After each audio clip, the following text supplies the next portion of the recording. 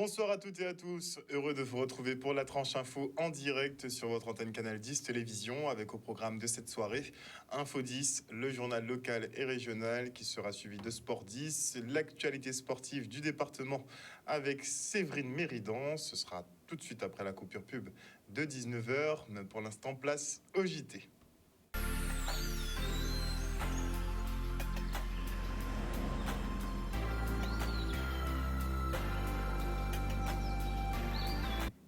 Nous sommes le vendredi 30 septembre 2022 et notez que nous sommes en vigilance orange pour fortes pluies et orages. La prudence est donc de mise. Les sols sont déjà gorgés d'eau et les inondations surviennent rapidement. En fin d'après-midi, des montées des eaux à Laboucan et Léotard-Sainte-Rose ont déjà occasionné de grosses perturbations sur le trafic. Il a pas mal plu aussi sur le sud Basse-Terre, donc soyez très prudents ces prochaines heures et ces prochains jours. Partons maintenant pour l'aéroport Paul Caraïbe qui inaugure aujourd'hui sa nouvelle piste. 70 000 tonnes d'enrobés, sans blocage du trafic. Un exploit pour les équipes de la société aéroportuaire. Fiers de cet accomplissement, on fait le point avec le directeur Alain Bièvre. Voilà. Le coupé de ruban est fait, il peut applaudir. Il y a quand même eu 70 000 tonnes d'enrobés qui ont été mis sous la piste. Un chantier hors norme aussi parce qu'il s'est passé sous exploitation. On n'a jamais fermé la piste au trafic. Donc les opérations se réalisaient de nuit. Et quand nous pouvions le faire par rapport à la longueur qui restait de la piste, le chantier pouvait aller jusqu'à l'arrivée des gros porteurs en début d'après-midi. Donc voilà les éléments caractéristiques. Maintenant, effectivement, ce chantier a nécessité des moyens matériels très conséquents. Et tous ces moyens n'étaient pas forcément disponibles en Guadeloupe. Et il y a eu aussi 120 000 heures de travail et jusqu'à entre 120 et 150 personnes présentes sur la piste. Voici toutes ces caractéristiques pharaoniques, je dirais, de ce chantier. Et comme je disais donc à vos collègues, le seul problème, c'est qu'on ne voit pas ces 35 millions, puisqu'ils sont cachés, ils sont dans les fondations de la piste qui a été entièrement refaite. Celui-ci, c'est un investissement dit sécuritaire. Donc j'attire votre attention sur le fait qu'il n'y avait pas d'impasse possible à faire sur la sécurité. Et donc c'est bien normal que ce chantier soit mené. Ce qui était pour nous inquiétant, c'est arriverons-nous à mener ce chantier sans qu'il y ait de fermeture de piste aux aéronefs. Ça veut dire même s'il y a fermeture pendant la nuit, mais il faut que tous les aéronefs, tous les programmes, on puisse les tenir. Et c'était ça le challenge. Et ça a été tenu, et c'est pour ça que j'ai félicité le président du directoire et toutes ses équipes, Alain Bièvre, parce qu'on a réussi une prouesse. 3 km 5 de pistes réfectionnées, c'est une chose très importante. Et depuis le début, nous avions un objectif, rappelez-vous, 1 million de touristes, 1 milliard de chiffre d'affaires. En 2019, c'est plus de 1 300 000 touristes que nous avons eu. L'aéroport a battu son record d'arrivée de passagers. Donc, il faut que nous puissions moderniser cet aéroport, moderniser le terminal 2 en mettant aussi des tapis pour les bagages, revoir un peu tous les escalators. Et ce qui est important pour nous aujourd'hui, c'est aller encore plus loin, avoir un aéroport qui répond à l'attente de tous les usagers, de tous les passagers. Et notez que nous avons droit à partir de demain à la traditionnelle revue des prix des produits pétroliers. Donc pour le mois d'octobre, le samplon qui devrait vous coûter a priori 1,76 € finalement est établi à 1,51 €, soit 13 centimes de baisse. Le gasoil, lui, qui devrait être fixé à 1,98 € vous coûtera à partir du 1er octobre 1,73 €. On compte 5 centimes de réduction, puisqu'effectivement, vous savez qu'il y a les 25 centimes qui sont proposés par l'État, et donc ça fait un petit micmac. En tout cas, ça vous fera 1,51 € pour le samplon et 1,73 € pour le gasoil, donc à partir de demain. Et on poursuit avec cette opération de plantation d'arbres sur la plage de Petit Havre. L'idée est de préserver le littoral qui, entre érosion, sargasse et piétinement, se dégrade à vitesse grand V. Aux côtés de l'ONF, les élèves de 4e du collège Edmond Bambouk du Gosier ont donc participé à la création d'enclos de régénération. Le reportage. Alors le projet a commencé en 2019, donc on a déjà pu par le passé organiser ce genre d'opération. Donc notamment à Anse-Maurice, Petit Canal, il y a 2 ans, où des enclos de régénération, afin d'éviter le piétinement de certaines parties et de permettre la forêt naturelle de revenir, ont été posés. Des plantations avaient aussi été effectuées avec l'association Clean My Island. Et on a travaillé également sur la plage de Cluny sur Sainte-Rose avec pareil des écoles et les collèges de la ville et l'association Toti Jeunes qui s'occupe aussi du suivi des tortues sur ce site. Il est évident qu'il y a un besoin au niveau du respect de l'environnement partout dans le monde et donc chez nous, on observe qu'il y a pas mal de dysfonctionnements et de mauvaises habitudes aussi, y compris les adultes. Et on se dit que c'est auprès de la jeunesse qu'il faut intervenir et qu'il faut sensibiliser cette jeunesse. Il y a vraiment urgence à sensibiliser cette jeunesse au respect de son propre environnement, en l'occurrence celui de la Guadeloupe. Alors, ce sont des élèves de 4e et on a aussi 4 anciens de l'an dernier qui sont en 3e actuellement et passionnés par le sujet qui nous accompagnent. Donc, ce sont des jeunes qui ont entre 13 et 15 ans. Depuis quelques années que je mène des projets environnement avec des collègues, on réalise que ça a un impact très très fort sur leur mentalité et donc sur leur esprit vis-à-vis du respect de l'environnement, puisqu'on les emmène sur le terrain, on leur montre des choses qu'ils avaient déjà aperçues mais pas avec autant de précision. On leur montre l'ampleur des dégâts, on va dire, au niveau de la pollution, par exemple le plastique. Et puis aujourd'hui, donc c'est par rapport aux arbres qui retiennent les bords de mer. Donc on les sensibilise et ça a toujours un impact très très fort sur la jeunesse. Ici, on est sur la plage de Petit Havre, donc sur la commune du Gosier, qui est un site fortement soumis à l'érosion, comme beaucoup de plages en Guadeloupe.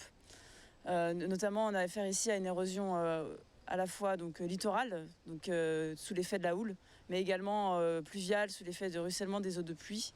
Donc nous, on intervient dans le cadre d'un projet européen qui s'appelle Carib Coast, qui vise donc à lutter contre cette érosion littorale. Et c'est dans ce cadre-là en fait, qu'on va planter, et aujourd'hui avec des collégiens du collège Edmond Bambuc, juste à côté sur la commune, planter des arbres locaux indigènes en fait, qui font partie de cette forêt littorale indigène, qui vont avoir un enracinement profond et qui vont permettre de retenir le sable pour lutter contre l'érosion. Et petit focus maintenant sur une formation en lien avec les nouvelles technologies, en l'occurrence le mapping vidéo. La communication sur les réseaux se développe de manière exponentielle à tel point que les annonceurs engagent des budgets de plus en plus importants. Et pour surprendre, certains ont recours à cette nouvelle technologie multimédia qui permet de projeter de la lumière ou des vidéos sur des volumes, de recréer des images de grande taille, par exemple sur des monuments historiques, mais aussi de recréer des univers à 360 degrés, de quoi exploiter la créativité avec des supports multiples et singuliers. Le reportage. La scénographie et le vidéomapping, cette formation, je pense qu'elle a beaucoup d'ouverture pour les jeunes ici qui sont sensibles au numérique, qui utilisent tout le temps leur téléphone portable, qui utilisent tout le temps la télévision, qui mettent tout le temps du contenu. Et donc, c'est savoir comment ne pas retourner le contenu contre soi. L'utiliser à bon escient pour véhiculer une bonne image, pour véhiculer une vérité et une bonne stratégie de publicité saine pour les plus anciens comme pour la nouvelle génération qui arrive derrière. De nouvelles formations qu'on a décidé de mettre en place, car aujourd'hui, il manque en fait un peu du numérique sur notre territoire parce que généralement, les jeunes partent à l'étranger pour faire cette formation. La formation avec les stagiaires a été très très appréciable dans la mesure où elle a eu beaucoup de facettes. Il y a eu d'abord une étape où on a dû maîtriser tout ce qui est captation d'images, ensuite l'acquisition de montage, puis la mise en place de ce mapping vidéo, de cette scénographie, pour pouvoir donner du relief justement aux vidéos qu'on propose. Alors au total, au départ, on avait 7 jeunes qui ont intégré cette formation parce que justement, ils avaient envie de mettre un plus sous ceux qu'ils connaissent déjà. La formation elle se déroule exactement sur 3 mois. C'est une technologie qui permet d'exploiter la créativité vraiment au sens large du terme. Donc du coup, moi je reste vraiment positif dans la mesure qu'en Guadeloupe, nous sommes des personnes très créatives et nous pouvons proposer, nous pouvons avoir cette grande force de proposition au niveau du numérique et au niveau de l'art. Donc oui, je pense que la scénographie n'a pas encore dit son dernier mot, elle a encore du chemin à faire en Guadeloupe. On se rend maintenant à la municipalité du Lamentin qui intègre cette année 20 jeunes en mission de contrat de service civique. À Lamentin, nous avons décidé réellement d'offrir à nos jeunes cette opportunité de mettre toutes les chances de leur côté. Donc il y a une sélection avec un dossier de candidature où ils vont exposer leur motivation à venir en mission service civique. Par la suite, ils vont rencontrer leur tuteur où ils vont à ce moment-là expliquer pourquoi ils veulent cette mission et ce qu'ils attendent également de cette mission. Ces 20 contrats de service civique nous donnent un chiffre rond de 100 jeunes que la mairie de Lamentin a déjà accompagné en termes de service civique. Notre satisfaction, c'est de le dire, parce que c'est une vérité, que les jeunes qui arrivent chez nous en service civique, à plus de 80%, et je le dis, sortent, et je regarde Mme Rendu pour le dire, avec un résultat positif, c'est-à-dire ces jeunes-là sont intégrés dans une vie professionnelle. Ce qui m'a motivé, c'est du fait que je devais passer un concours de gardien pénitentiaire, donc ça m'a motivé à faire de travailler avec la police. Nous avons donc des missions à la police municipale avec nos jeunes pour la prévention de l'incivilité, des jeunes au service insertion et médiation sociale pour des médiateurs de la mixité sociale. Vous avez également des jeunes qui vont être intégrés dans le service pour l'accessibilité également. Et nous allons clair aussi avec le service, le CLSPD. Et maintenant, je reçois Nicole Sinivassan, 3e vice-présidente de la communauté d'agglomération de la Riviera du Levant. Elle est en compagnie de Sarah Loisel, chargée de mission en formation professionnelle. Bonsoir, mesdames. Bonsoir, monsieur. Bonsoir, Canal 10. Bonsoir à tous. Bonsoir à toute la Guadeloupe et particulièrement la population de la Riviera du Levant. Population de la Riviera du Levant qui est invitée très prochainement à participer à la semaine de la mobilité professionnelle. Qu'est-ce que c'est ? Alors, la semaine de la mobilité professionnelle, c'est vraiment une semaine dédiée aux demandeurs d'emploi. La volonté du président de la CARL, dans le cadre de ses actions sociales, est vraiment de mettre à la disposition de la population de la Riviera du Levant tous les dispositifs en leur faveur, de façon à mieux appréhender toutes les démarches de recherche d'emploi. Parce que nous nous sommes rendus compte que depuis l'analyse des besoins sociaux que nous avons réalisés sur le territoire, il y a vraiment un grand besoin. Nous avons donc détecté les atouts, les contraintes du territoire, notamment en matière de transport. Le public de la Riviera du Levant a des difficultés, ne serait-ce que par rapport au transport pour se rendre dans les différentes institutions pour chercher du travail. Donc nous avons eu cette volonté avec le président Cornet. Vous alliez dans les quartiers à ce moment-là ? Voilà, donc la semaine de la mobilité pour l'emploi et l'insertion sera dédiée à ça. Nous viendrons dans chaque commune, un jour une commune, donc dans chaque commune aura un jour qui leur sera dédié pour recevoir cette population.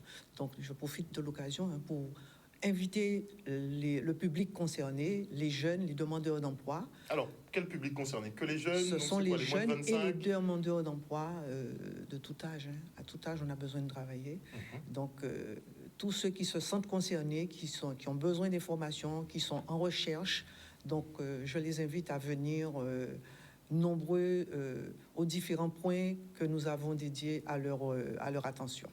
Alors on voit que sur la CARL, vous aimez bien que tous les territoires profitent pleinement des manifestations. Absolument. Donc chaque commune aura sa aura date. Sa journée, aura sa date bien précise. Nous allons vous l'indiquer tout à l'heure, dédiée à cette occasion. Alors justement, Madame Loisel, comment ça va se passer ? Oui, alors cette semaine de la mobilité professionnelle et de l'emploi va se dérouler du 4 octobre au 7 octobre sur l'ensemble des communes membres de la Riviera du Levant. Donc nous allons commencer par la commune de Sainte-Anne, où nous serons situés sur la place Chelcher. Ensuite, nous irons dans la commune du Gosier, au niveau de l'esplanade de la Rénovation. Ensuite, dans la commune de Saint-François, dans le parc Félix Éboué, au niveau de la rue de l'Égalité, entre le cimetière et le Crédit Agricole. Et nous terminerons à la Désirade, à la salle des fêtes. Et à cette occasion, la convention de partenariat entre la CARL et la DOM sera signée. Donc, cette manifestation va se dérouler de 9h à 13h. Donc, cette semaine sera l'occasion pour les usagers de pouvoir rencontrer les différents partenaires ayant la compétence dans l'accompagnement dans le cadre d'un projet de mobilité, d'emploi ou de création de reprise d'entreprise. Donc, les partenaires mobilisés seront la mission locale, le Pôle emploi, le conseil départemental, la région Guadeloupe, l'association Absacar qui est dédiée à l'accompagnement des bénéficiaires en situation professionnelle et sociale particulière, l'association Jeunesse Outre-mer dédiée à l'accompagnement des jeunes dans le cadre d'un projet d'entreprise, de création d'entreprise. Nous aurons également l'association NQT et l'APEC qui est dédiée à l'accompagnement des jeunes diplômés à partir du Bac+3. Et bien sûr, la DOM qui aura son stand. Parce que c'est vrai qu'on a même avec diplôme, on a des difficultés quand même de recrutement. Bien sûr, la jeunesse en fait est très impactée par ce taux de chômage. Donc ça sera l'occasion également de pouvoir venir pour pourquoi pas se reconvertir ou être accompagné par des personnes compétentes pour pouvoir décrocher un emploi durable, puisque bien souvent ils sont soumis à des emplois mais précaires. Donc là, en un seul lieu, il y aura un certain nombre de partenaires qui pourront répondre à des besoins pratiques, un premier niveau d'information et de conseil pour pouvoir accompagner les usagers au mieux dans leurs projets de mobilité, d'emploi ou de création d'entreprise. Donc, quand on dit mobilité, ça signifie départ, par contre. Voilà, départ dans une région d'Hexagone ou à l'international. Qu'on ne connaît pas la plupart du temps. Voilà, qu'on ne connaît pas la plupart du temps, mais on s'assure... Vous les aidez à appréhender un peu. Voilà, on s'assure en fait que leur parcours est sécurisé, on les accompagne du départ jusqu'à leur lieu d'arrivée.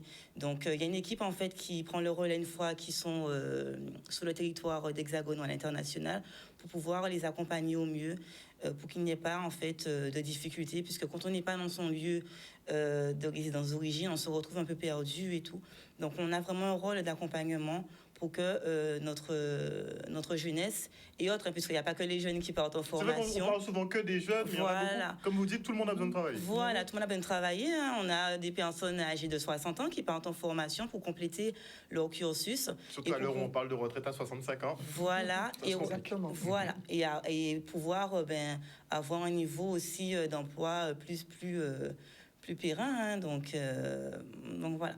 Donc on incite tout le monde à partager l'information, inviter une famille, un ami à vous pour pouvoir, vous savez, ils ont un besoin d'emploi ou de création d'entreprise.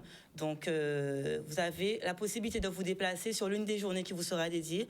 On sera là de 9h à 13h pour pouvoir répondre à vos questions et vous accompagner au mieux dans votre projet. Et le mot de la fin pour Madame Sini Bassin?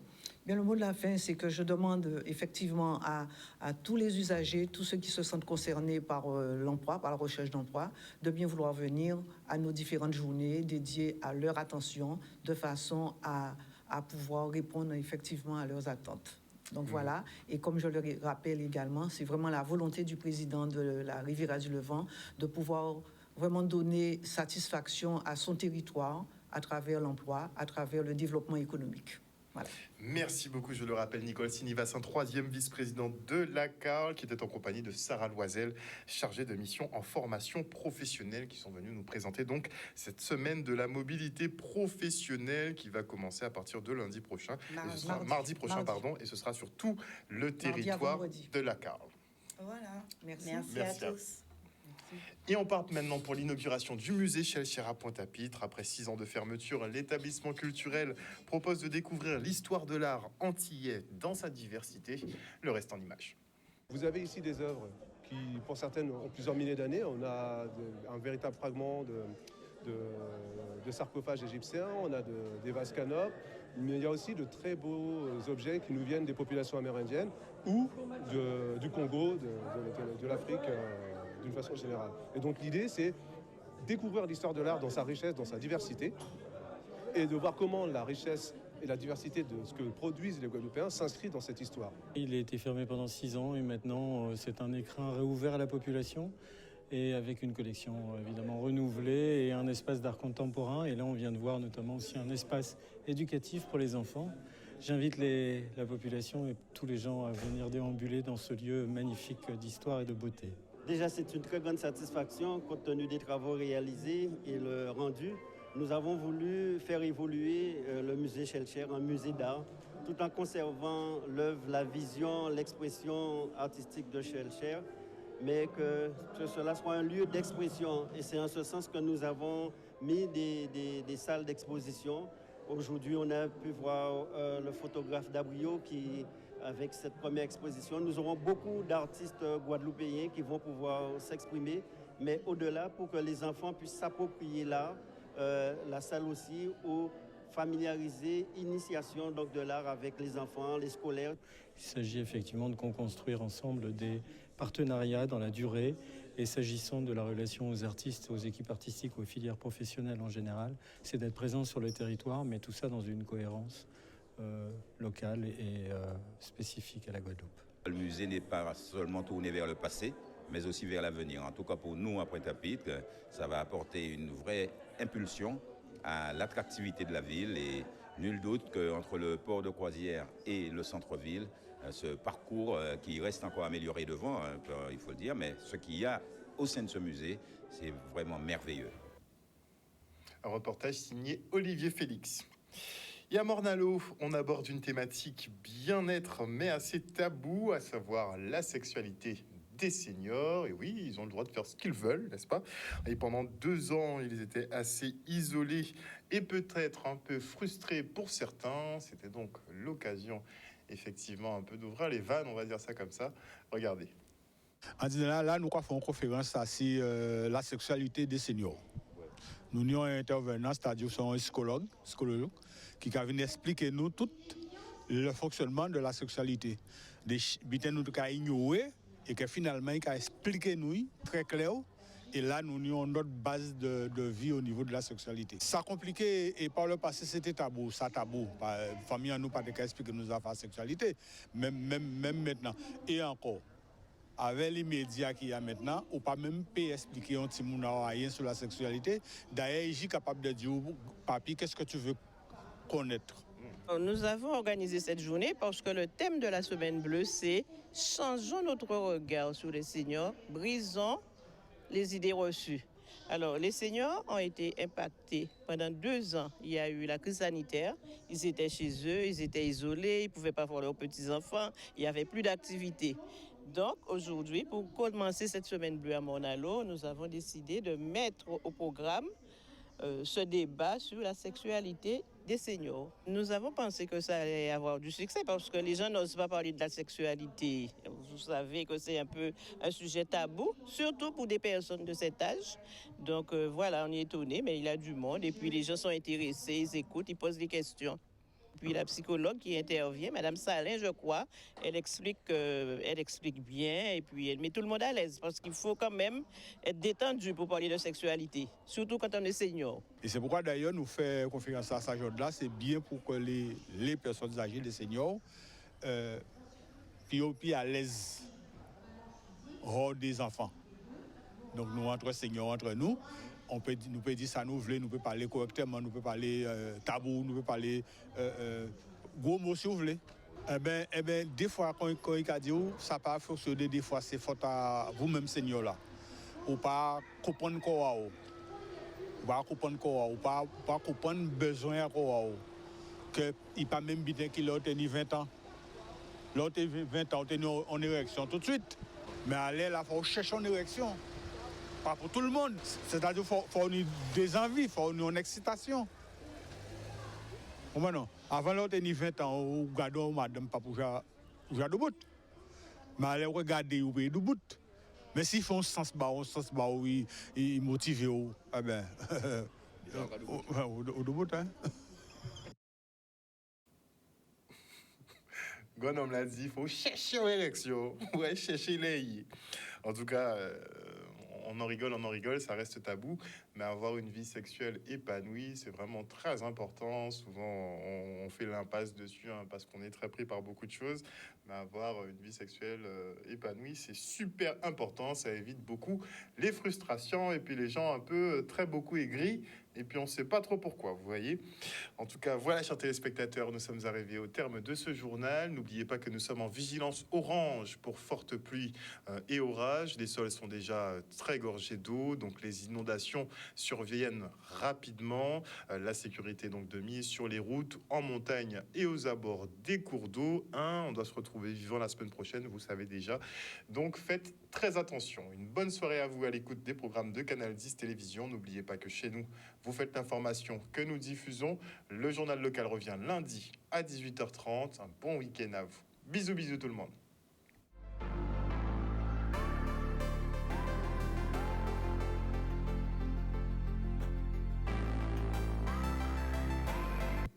À venir dans la tranche info sur Canal 10 Télévision, Sport 10, l'actualité sportive de Guadeloupe avec Séverine Méridan. Ce sera tout de suite après la coupure publicitaire.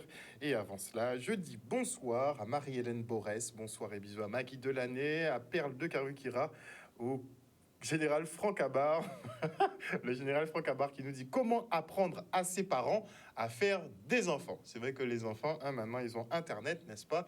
Donc, ils n'ont plus trop besoin de nous pour certaines choses. C'est peut-être à nous aussi de prendre les devants et aussi de leur parler. Peut-être que ça doit aller dans les deux sens. Bonsoir à Claudie Giraud-Girard qui nous dit « T'inquiète, certains sont très vicieux. » Bon, ben, si le vice... Hein si le vice, c'est leur truc. Pourquoi pas, mais pas trop. C'est l'excès en tout qui nuit, comme on dit. Bonsoir à Don Luciano. Bonsoir à Mouton Lucide, à Joël Bazit. Bonsoir à Wilma Blondeau. Wilma Blondeau, quand même. Quand même. Bonsoir à Marie Rutile. Bonsoir à Elisa Davillé, à Odia Villeroy, qui nous dit tout à fait, le sexe n'a pas d'âge. Tant que tu peux, eh ben, il faut bailler dans tous les cas. Bonsoir à qui d'autre? À Jimmy Kamagouva Alia. Oui, caillez moi aussi. Je dois faire avec. Hein. Bonsoir à Patricia de Normandie. Bonsoir à Mouton Lucide. Bonsoir à qui d'autre? Eh bien, ce sera tout. Fabien Médiane 97, ce sera tout. Et Anikou VL. Merci à vous tous qui nous suivez sur le Facebook de Canal 10, sur les réseaux sociaux, mais aussi sur l'antenne. Je fais un bisou à Chouchou. J'espère que tu vas bien et que le week-end va bien se passer. On se voit bientôt. Bisous tout le monde.